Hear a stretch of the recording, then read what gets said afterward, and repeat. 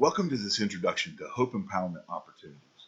Hope EO is a new mission ministry happening right here in Kenly, North Carolina, bringing together our neighbors who are experiencing poverty, along with the church community, the business community, the civic community, and all the neighbors that are around, helping with neighbors helping neighbors as we help address the needs of poverty. Before we get to the nuts and bolts of what Hope EO will look like, let's take a look at some of the core principles that Hope EO has. Hope EO will be a ministry that is working with, not to, our neighbors in poverty. We want to work alongside our neighbors because God has given each person gifts, abilities, and resources. Each one is an image bearer of God. And Hope EO will help develop and empower those different gifts and abilities and resources. Because the people that are experiencing poverty are people, not projects. Crisis ministries are for crisis situations, and they're great ministries. But long term, we must move from a transactional model to a model that builds mutual relationships with neighbor helping neighbor. And also understanding the systems that are creating obstacles, and also identifying and helping to connect the resources available to overcome them will empower change. With that in mind, there's going to be three parts to Hope EO. First of all is an education and collaboration piece between the families that are coming in, as well as all the different community resources that will be available to help those families address poverty. Secondly, we're going to be doing community projects that are going to be neighbor to neighbor projects throughout the community, helping us to hear each other and to grow together as we address the needs of hunger and poverty in Kenly. And third, there's going to be a business model, a micro enterprise employment piece that helps us bring together employment issues for the under and unemployed in Kenly, along with a value-based ministry product that might be able to fund some of the other parts of our program. Let's take a look at this first part. First of all, we'll have individual families that come to Hope EO looking to connect those families with some of the resources that are in the community. So we're going to take a look at that family, work with them, a volunteer working with them, to develop an action plan customized to what they need to thrive.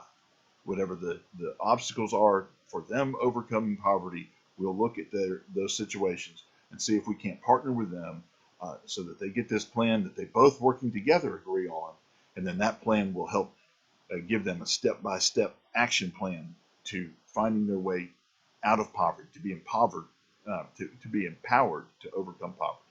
We're going to be partnering with different community agencies, social services, and other agencies in town to get them the resources they might need. But even beyond that, we want to do this in a whole holistic and comprehensive way so that we're looking at their whole picture of what it is that they need to be empowered to get out of poverty. And then partner ministries that we'll be working with will include some of the ones that are already working here in town. We are not going to be competing or taking over anything that other folks are already doing. As a matter of fact, we want to support them and encourage them. We're going to be trying to resource them so that they can be doing what they're doing even better. So this will be improving our partner ministries as we partner along with them and help empower them to be more effective. And then also our partner churches. This is going to be a chance for them to thrive because we believe that relationships are going to be part of what helps lift people out of poverty so they don't feel alone and so isolated in the needs that they face. So we're going to be asking the churches and volunteers in the community to help with relational support, mentoring, faith development, and community connection. Some of the things that the faith community thrives at are going to be the things that we lean on the faith community for. This is very much a faith-based approach, and the churches of the community are going to grow as a result of being a part of this. Our second part is going to be community engagement. And this is where we're going to be partnering with different projects around the community. It may be that we do a community garden. We may be doing a number of other projects. We're going to have a whole group that's looking at this area to see where neighbor can be helping neighbor in neighborhood-wide and community-wide projects. We also have done in the past at my church, we have done red wagon pulls where you grab a wagon, you go through the neighborhood. It gives you a chance to provide some supplies to folks in the neighborhood, but even more, it gives a chance for us to hear what those who are experiencing poverty where they are in life and what some of the obstacles are that they face. Again, this is a chance to be building relationships, because relationships are so crucial to what we're doing. This will give us a chance to listen and be connected with each other across all the lines in the community. New projects will be coming for this. This might be something that you're interested in helping us develop. So stay tuned for those opportunities. And then thirdly, the micro enterprise model. This is going to be where we develop a business that has as its mission employment and also education, while also producing a value-based product that then will be able to turn around and use that as a resource for those in the community that are learning this new business skill, and also a chance for us to take this and help fund some of the other things in our ministry. So it may be that it's a peanut business, a bakery, could be we turn it into a contracting business. There are all kinds of different ideas where we need to study what's working out there. We have a list of businesses that have been doing this across North Carolina. This is a piece where we're going to need a group that's going to study this and then come back and say, this is the business that will work for Kenley, and that they've found this and they've worked on this. So what are our next steps? Well, first of all, we need to see who wants to come to the table. This is the time to get your neighbors and other leaders in the community involved. People from your church, people from the surrounding community. So we're trying to identify those that want to be a part of this mission and invite them to the table.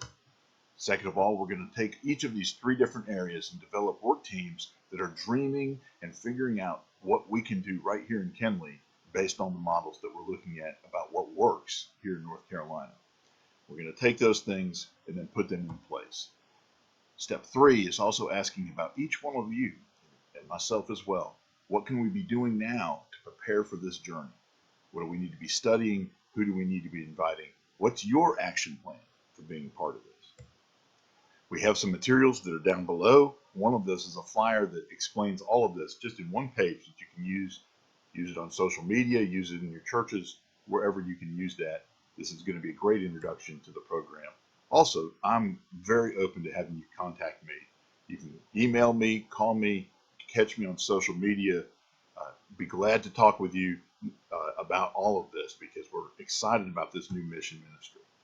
And also, we're having Monday night listening sessions on Zoom, and the information for the Zoom meeting is also down below. Everybody can come together and hear more about what we're doing together. Overall, we want you to be involved in this new mission ministry here in Kenley. How can you be a part of empowering your neighbors for opportunities to overcome poverty, and for us as a community to grow and thrive? This is the chance to get involved. One of those 3 areas, I bet, is something that you would be passionate about, and we would invite you to be a part of it. Thanks for listening. We look forward to talking with you more. God bless.